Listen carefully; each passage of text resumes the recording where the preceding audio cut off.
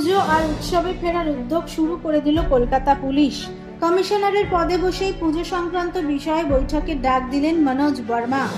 লালবাজার সূত্রে খবর, 25শে সেপ্টেম্বর সন্ধ্যে 6টায় আলিপুরের ধনধান্য অডিটোরিয়ামে কলকাতা পুলিশের উদ্যোগে পুজোর সমন্বয় বৈঠক ডাকা হয়েছে।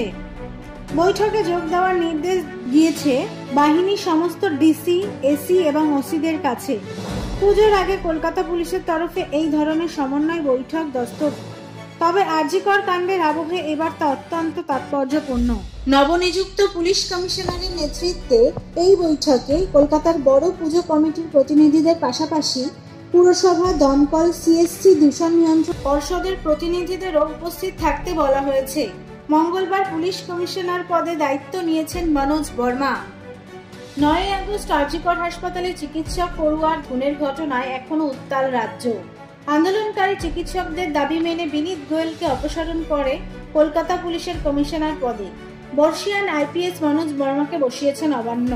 দায়িত্ব নিয়েই বাঙালির সব থেকে বড় উৎসব সুষ্ঠুভাবে পরিচালনা করতে তৎপর শহরের নতুন পুলিশ কমিশনার মনোজ বর্মা। পুজোর দিনগুলিতে কলকাতার বড় মণ্ডপ সংলগ্ন এলাকার আন্দোলনকারী একাংশের বিক্ষোভ দেখানোর সম্ভাবনা উড়িয়ে দিচ্ছেন না পুলিশ প্রশাসন, যার মধ্যে রয়েছে একাধিক শাসক দলের নেতাদের পুজো।